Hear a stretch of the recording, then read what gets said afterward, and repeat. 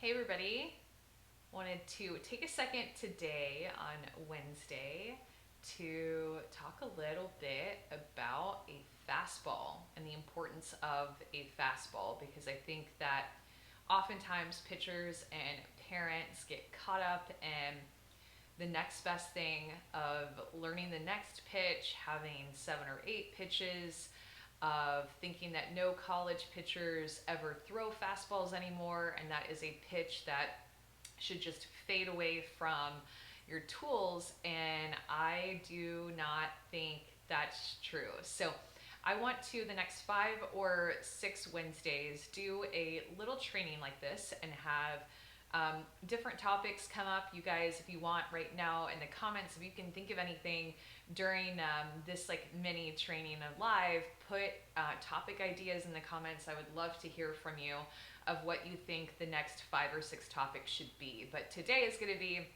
all about the importance of a fastball, no matter if your pitcher has been pitching for 2 years or she has been pitching for 8 years. I firmly believe that a fastball is something that she should have and continue to throw and work at and pay attention to throughout the rest of her career. A fastball for me, and I'll give you a couple of different examples, because I do think that a fastball is a pitch that you'll see pitchers utilize in games, and then you'll see other pitchers not utilize that pitch in games. And I don't think that there is a one size approach fits all for whether you should or shouldn't use them in games. It just depends on what feels right for your pitcher, what helps her get ahead, what helps her, most importantly, throw strikes, because that is our number one job. I'd said this before, but there are college pitchers who still will utilize throwing a fastball in situations that they need to get ahead, that they're struggling with throwing strikes with their breaking pitches, their movement pitches, and so they go back and lean on that fastball as a way to get back into the count, as a way to establish the strike zone, attack the strike zone, and a pitch that they feel really comfortable and confident with doing so. So you can throw it in games. Obviously, that is going to be dependent on what works best for your pitcher. If she wants to bring it into the games, but I think that every pitcher should just be able to throw this at practice, because it says a lot to me about her overall mechanics and about her overall locations and what her mechanics are doing. It's just instant, direct feedback over what her foundation or what her mechanics are telling her. So every pitcher will kind of have a fastball that does something naturally. For me, my fastball naturally ran into a right-handed hitter or away from a left-handed hitter. That was, for as long as I pitched, that was very, very natural movement for me. So usually a pitcher will have more natural movement in or out, and then also more natural movement, maybe a little bit more up or more down, based off of just her natural ability. So knowing first and foremost what the pitcher naturally does is going to be important to then be able to base mechanics off of that, of what's normal, what's not normal, what needs to be fixed, what should we pay attention to now.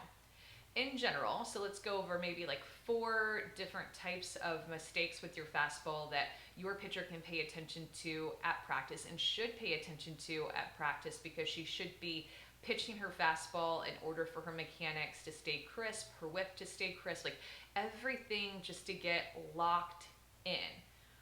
That fastball is just your foundational pitch that you can go back to and rely on and feel comfortable with, push yourself with it in order to see what might need some tweaking. So if a fastball is going too far outside, oftentimes that means that a pitcher is pulling with their front shoulder, that they're opening up too soon, that they are maybe guiding it with their ball hand. Like, there are different things that are pitching too far outside, no matter if you're left-handed or right-handed, will say about a pitcher. But again, it's something to pay attention to see, even if she normally has a fastball that starts to go outside, is it getting pulled to the outside corner, or is it naturally breaking to the outside corner? There is a difference that to be in touch with. So too far out could be glove hand, too far out could be leaning in the middle of your pitch or at your release. But noticing if she's going too far out, it says mistakes about balance and body position. Now, on the other side, if her pitch is going too far in, it likely, and this is probably the one that I hear about the most, I think, of my my pitcher keeps missing low and inside, low and inside, inside, inside. And I know that that was a common mistake for me because, like I told you, I naturally had a break inside, almost like a screwball, and a screwball was one of my best pitches in college, especially my senior year in high school and my freshman year at A&M. So too far in might mean slow arm speed. Too far in might mean that you're not finishing with your drag. Too far in might mean that you are closing your hips too soon and your timing overall is off. Okay, so too far out probably means you're pulling, leaning. Too far in, everything might be slow, like timing just a little bit off with upper body and lower body. Too far up, missing too far up is going to give a big indicator that we might be leaning back too much. Leaning back too much can be from not using our drag to come all the way through and finishing our pitch. Too far back might be just leaning back early in your pitch.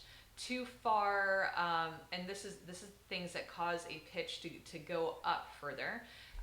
Too far up might mean that you're guiding the ball and you're not trusting it. Again, all of these things are indicators of mechanics that our fastball, not our curve, not our rise, not our drop, our fastball can tell us within drills, within full pitch, in games, and in practices. And finally, if a fastball is moving or missing too far down, I always relate that to a pitcher is releasing a little bit too soon. Maybe the ball is falling out of her hands. Maybe she's not finishing her snap all the way through to her catcher. And it can also be too that her drag is stopping as well. It can also be that you don't have a very good front side resistance. If you don't have good front side, you might lean. That makes the ball go down. I'm trying to think about too far down. Maybe you're striding a little bit too short or not using your legs enough. So those are all too out, too far outside, too far inside, too far up, and too far down are the four kind of just general things to look for within a fastball at your practices or in games if your pitcher is throwing it to instantly mean, okay, like something's a little bit off. Something needs to be a little bit fixed here. So within throwing your fastball, and again, this is why I think it's so important to continue to throw it at practice and not just throw it, but continue to try to locate it so that you can see what your body is doing. If your pitcher is able to locate that pitch pretty smoothly, or if she's struggling to locate her pitch, then that means we need to step back and reflect on what might need some changes. So other things that might go wrong with it other than just the location of it, right? Too high, too far down, in, out, is you'll notice that maybe her speed is a little bit off with that fastball. A fastball for most pitchers is going to be the pitch that they can throw the hardest. Usually most pitchers' fastballs have over the top rotation and they're throwing it down almost more like a drop ball. That's not 100% of pitchers, but that is going to be most pitchers. So because a fastball is going to be the pitch that you go all out with, that you've had for the longest amount of time in your career, that you are most comfortable with, that you should have the best mechanics with, it should be the pitch that your pitcher can throw the hardest. And so it's important to, I've been saying this, speed is something, but it's not everything. Speed is not everything, but it is something. So it is something that you can use as a data point to know, just pop in with radaring your pitcher to see, is she throwing at her average speed? Is she below that? Is she higher than that? Which could also be a good thing. If she's higher than that, cool. Let's reflect back to the last couple of weeks and say, what have we been doing different? What have we been doing better? How have we been practicing different to create these results? If she's not throwing as hard, then we can video her mechanics. Maybe compare to 4 months ago, or compared to my slow motion video, or compared to a month ago of her mechanics, to see what might be a little bit off. If it's not her mechanics, if they look the same, maybe she's just not going as hard, not as aggressive. She's holding back for some sort of mental reason, some sort of reason where she's scared and all of a sudden pitching with fear. Speed tells us a lot about a pitcher's mindset and also about her mechanics, okay? So overall, I think that a lot of people start to look at speed as a bad thing, and they instantly jump to, well, we don't want to compare her to anybody else, and she doesn't need to compare it to anybody else, and if she doesn't throw hard, it's okay. And yeah, no, chill out.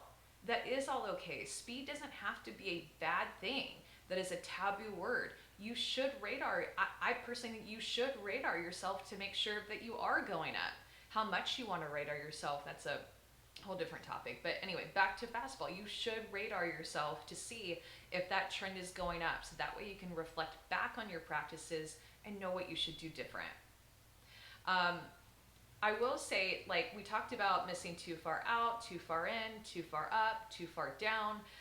And so inability to locate, to me, could be 4 different reasons. And maybe you guys are taking notes today. I hope that you are, because I feel like I'm dropping some good information here. 1, lack of muscle memory. She had not put in enough repetition probably early on in her fastball days to be able to have that muscle memory, to have the same repetitive mechanics, timing, rhythm, tempo over and over again. Lack of muscle memory will lead to an inability to locate on a consistent basis. And you can tell that with your fastball, which is why it's so important to throw it and to continue to throw it. An inability to locate could be mechanical issues. You learned poor technique at a young age, and or nobody addressed issues within your mechanics when you were younger, and it is carried into bad habits and bad mistakes now. The older you get, the stronger that you're going to get, and the more reinforced those bad habits get, so then they're going to be harder to fix.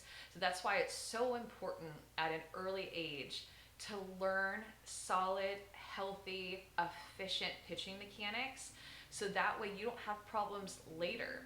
You can handle it now. You put in the time, the patience, the effort now, right away in the beginning years, to have the best mechanics, so you don't have to go and fix it later, so that you don't have mechanical issues later from learning poor technique from the beginning.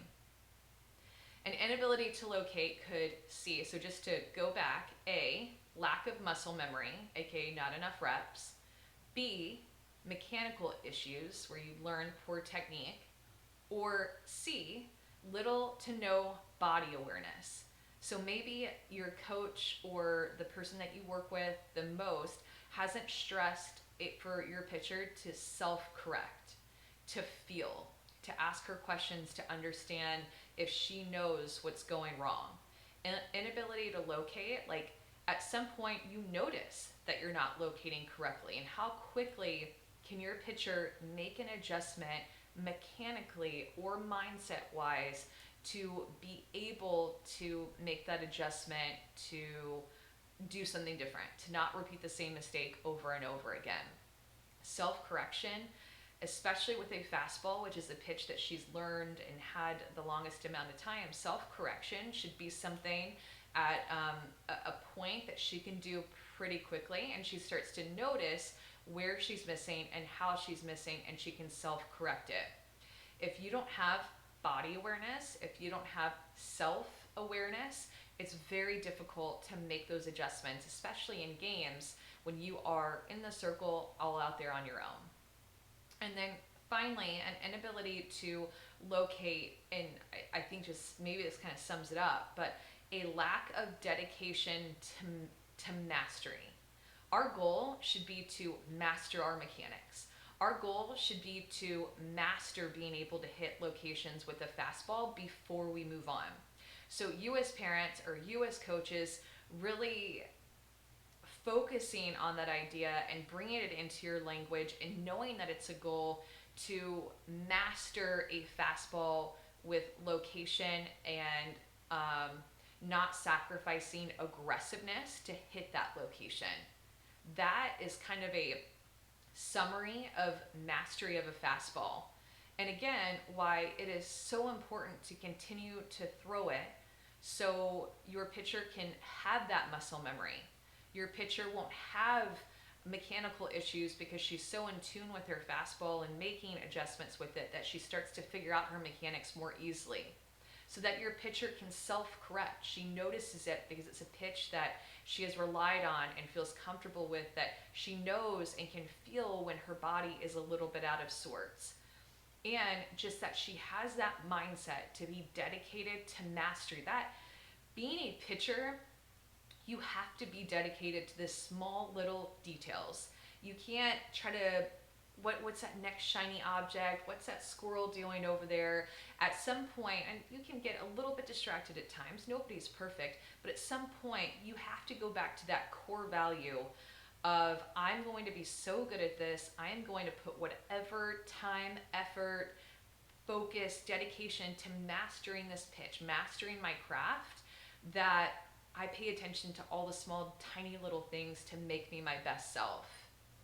So overall, just like kind of takeaways is, if I were you at any age, I would consistently throw fastballs in practice. Up to you if you are a pitcher, if you have a pitcher that wants to locate them and throw them in games, because I want her to do whatever is best for her, that she can locate for a strike and get ahead in counts. That can be a fastball, maybe it's a changeup, whatever pitch it is for her, but don't be scared to throw fastballs in games. College pitchers still throw a fastball in games. So, so takeaways, okay? My final 3 takeaways. Take your time learning and mastering a fastball is number 1. Number 2, once you've mastered it, continue to throw it and monitor it. Number 3, take pride in your fastball the way that you take pride in your foundation. It is not something that should be forgotten. It is a pitch and something that you could practice every day that gives you instant feedback, that could be feedback that helps you take those next steps forward. And I will say too, the better your fastball mechanics are, the more consistent your fastball mechanics are, and that you can put your body in the same place over and over and over again, then the easier it is to learn other pitches down the road. The quicker that you want to jump to learn a new pitch, your body and your mind might not be ready for it yet. And so if you're moving on too quickly, then it's going to be a much bigger struggle to learn a new pitch for you. And then your pitcher is going to get stressed, then she's going to get bummed, then she's not going to have as much fun. I see it over and over again. And I know that when I was your pitcher's age, I was wanting to do the same thing, on to the next, learn a new pitch. But it was up to my coaches and my parents to slow me down and restate the importance of fastball mechanics, of good mechanics, and a good foundation that I could continue to build on for the rest of my journey. Not just the rest of the month or the rest of the year, but mechanics, fastball mechanics that I could build on for the rest of my life. So I just wanted to share with you, thanks Jared, I just wanted to share with you a little bit of what I think is the importance of fastball mechanics. If you guys have any questions about fastball mechanics, I would love to hear it. I think that the Q&A could go a little wild sometimes, and maybe one day we can have just an overarching Q&A session. But if you have any like fastball related questions, go ahead and put them in the comments now. Thanks Betsy, and thank you Lee, and Jared, and hi Pepper. Just seeing your comments now because I just got so in tune. I got so in tune with going through my little presentation there.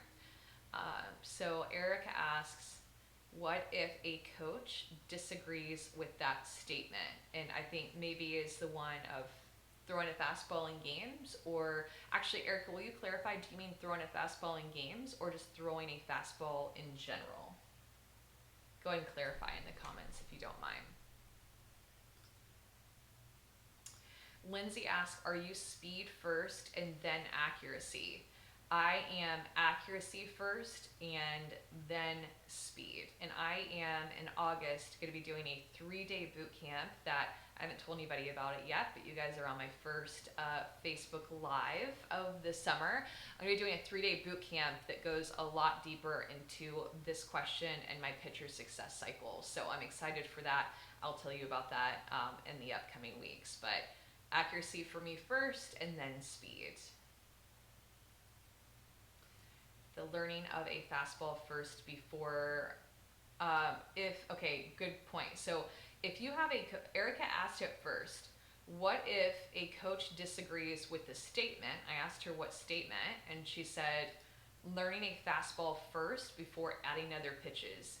If a coach that you are going to doesn't agree with that, then you need to go find another coach. No legitimate expert pitching coach that has been doing this for a while and has had success as a player themselves or as a coach would ever teach you to learn other pitches before a fastball. So run, don't walk away from this coach. I'm usually not so blatant because I do think that there are different ways to do different things. And I'm not about a cookie cutter approach, but this is one thing that I'm pretty set on. If your coach is saying not to learn a fastball before other pitches, run. How quickly would you move to learn other pitches? Every pitcher, Kimberly, and I know that we all in the softball world want these blanket statements. It's like, okay, if you follow this 6-week approach of learning a fastball and then another 12-week approach to learn a rise ball, that's all you need to do. But every pitcher gets it so differently. Every pitcher practices different times a week and different intensities a week. So it's so hard to say like how quickly, but I kind of give guidelines on like throwing 50% strikes or 60% strikes. Like I want a number to be tied to it, so that way a pitcher can shoot for something and earn it. I don't just want to say, hey, you know what, Susie, it's all up to me whether you move on or not. Like I want her to earn learning a new pitch. That is something that is such a big deal in a pitcher's life. I don't want it to just be something like, it kind of feels like it's time to learn a new pitch. No. Why? Why should we learn a new pitch? Well, here's why. Because you're hitting 70% of your fastball locations at practice. Because you're hitting 70% of your fastball locations in games. Give it a percentage. Give her something to shoot for and work toward, and then learn a new pitch. What is the best pitch to start learning? What is the best pitch to start learning after learning a fastball for a young player? This is probably another one of those things that I'm not like, there can be a lot of different things. It's changeup, Katie. Like 100% learn a changeup next. That is a pitch that you should focus on after a fastball. And because most pitchers usually try to learn that changeup after fastball, it's such a different release. And so that is another reason why it's so important for a pitcher to have good muscle memory with her fastball of all of her mechanics, including the way that her spin and snap feels with her fastball, because then when she goes to learn a changeup, it's going to feel very different. And she needs to be able to go back and forth from pitch to pitch and be able to say, all right, here's my changeup release. Okay, here's my fastball release, and be able to instantly transition from pitch to pitch pretty easily. But yes, I would say changeup and focusing on mastering that changeup and finding a changeup that works for her, because there are a lot of different ways to throw them.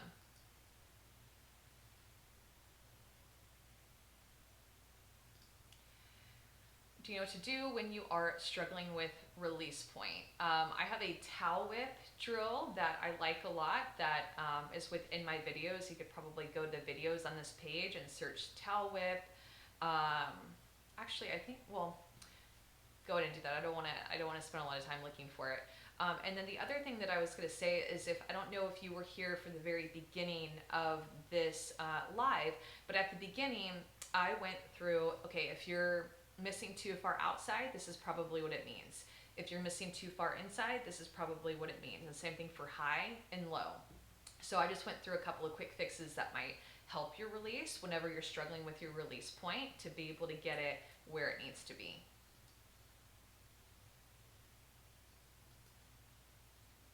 This is probably a good idea for a future Facebook Live, Kimberly, but in general, I think that I would say, as a very general blanket statement, it would be fastball, changeup, drop, rise, curve, screw.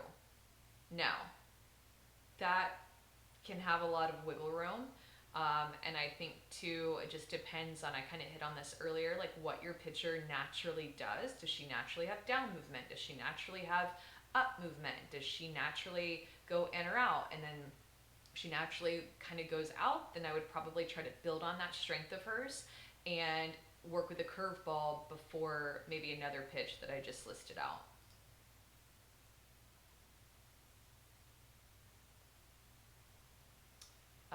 Let's see.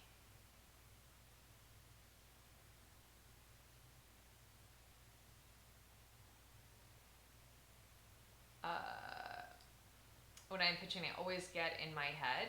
It is a constant work of art. I don't know if you're Betsy or if that is your mom or you. So I want to say Betsy, but I don't know if I'm actually calling you the right name. But it is a constant thing that every pitcher works on. So it's being aware of the thoughts in your head. It's being able to catch yourself kind of drifting off and not thinking great, and tell yourself some sort of your routine or a phrase you can say in your mind to be able to get back on track. What else? I see a lot of pitchers who think that they have 5 or 6 different pitches and they don't have an effective changeup. Thoughts? Yeah, I feel like that's pretty common. I think that there's always a rule of thumb that you want to go by, but again, that doesn't mean that there's only one way to do things. There will probably be a few pitchers that make it to college who still don't have a changeup. I mean, I think of somebody like a Montana Fouts who pitches for Alabama, and she is on the U.S. national team, and she doesn't really have a changeup. But there, you can find still other ways to have success. But we start to talk in, this is the general path to take, right, for a pitcher, to learn a fastball and then to learn a changeup, because we know for a fact that what we are trying to do is throw strikes and throw off a hitter's timing, because to be a great hitter, you have to be on time. So that's why that changeup is such an important part of every pitcher's game, of just trying to make it an important part, still throwing it, and even if it's not your best pitch, still throwing it in games to be able to show hitters a different speed. So, I mean, yes, there's going to be a smaller percentage of pitchers that can get away with it, but that's not to say, Larry, that it never happens or it can't happen. But that's not something that I would coach or want to make a priority in my daughter's life, to just pass over a changeup or say, oh, we worked at it and can't get it anyway, on to the next. A changeup is super important to make a top priority at all times, even if it's not your best pitch. Okay, remember, if you are asking questions, this is not going to be general Q&A right now. I really want it to stay focused on the importance of a fastball and questions about a fastball, to stay on that topic if you can. So,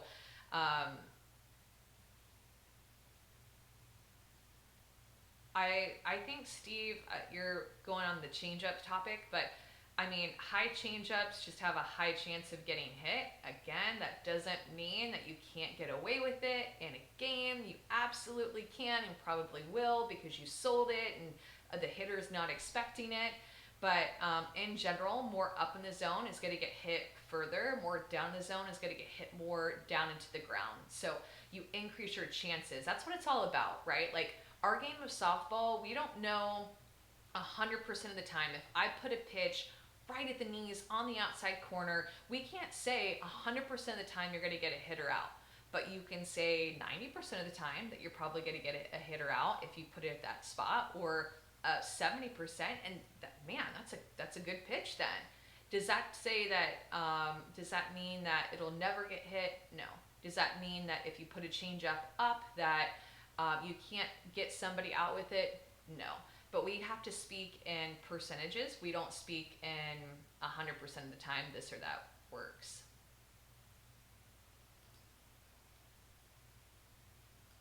Oh, good question. Yeah, there's a yeah, I think that that is a great thing that you can do, Jeff, is to work with a two-seam fastball or a four-seam fastball.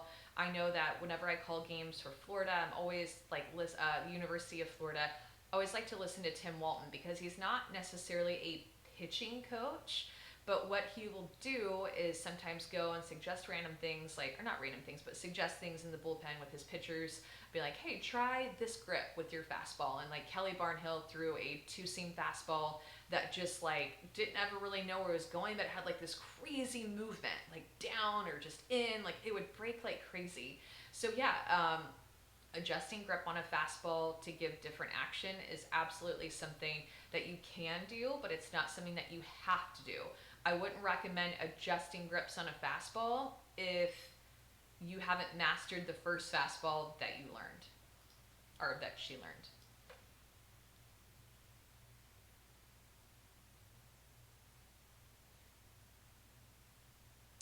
So,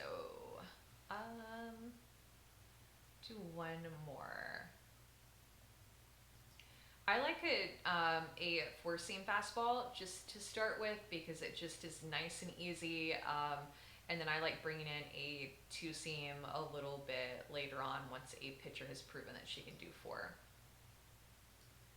I love long toss, and I will always love long toss. It is my favorite drill ever, and can't say enough about it. I could do an entire one of these trainings just on long toss. And one more. I want my daughter to learn to hit her spots and change up before learning 3 new pitches. Mike, is that what you meant to say? Will you make sure that the grammar in this question is right before I answer it? Because I feel like I could go a couple of different ways with how that is worded.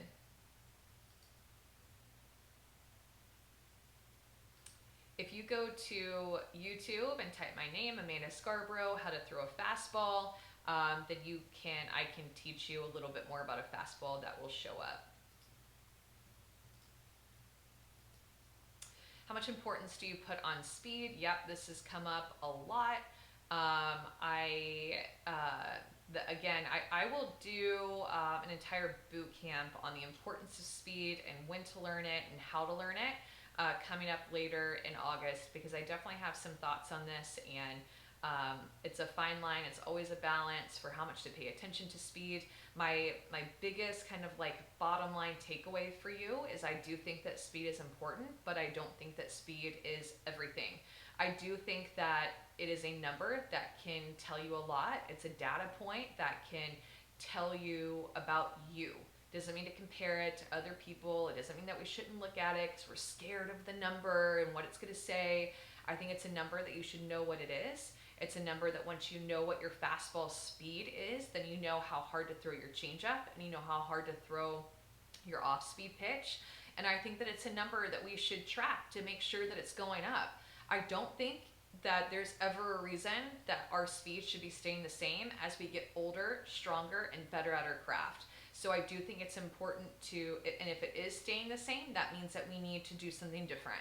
Like, we don't ever just want to be staying stagnant with our speed or our results or our successes. We want to continue to get better and better and better. And I think that speed is a reflection of that. And so do I put everything into speed? No.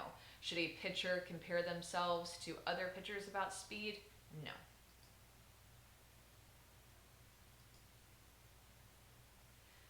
And I wish I could delete that comment that put an ad on there.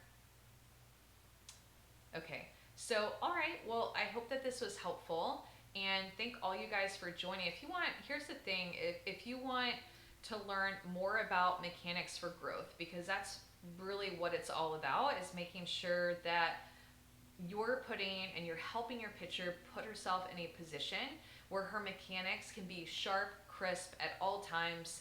and you know what to look for. So I have this free resource. I just put it um, in the chat that anybody can access. It's completely free, and it's another, I think it's either 45 or 60-minute training that are the 3 most important mechanics for growth that you can access right now to know what to look for. And maybe a couple of these things that I mentioned, like balance is a little bit off, or her timing isn't on, or body positioning, or just maybe she learned poor technique from the very beginning, or maybe you just don't know what to look for when it comes to mechanics. There are 3 different mechanics that I point out and show you what to look for within that free resource that you can go and get right now. It will be emailed to you. So all you have to do, click on that link, add your name and email, and it will be emailed to you, as well as, I think, over the course of a couple of days, some more resources that I know will be able to benefit you and your pitcher and her journey. So go ahead and get that, and you'll be able to have it forever. You don't have to watch it tonight. You can watch it tomorrow or on the weekend, or watch it together, or by yourself. So if you're a coach or a pitcher, that's a great resource, and I'll show you and point out some mechanics that I know are important that can lead to the ultimate form of growth. So thanks for hanging out, and I'll see you guys next Wednesday at 2 Central. I don't know what topic I'm going to do, so if you can think of a topic, go ahead and put it in the comments, and I'll be able to read it and maybe cover it next week. So thanks, Renee. Thank you, everybody, for joining me. Have a great day, and I'll see you soon. Bye.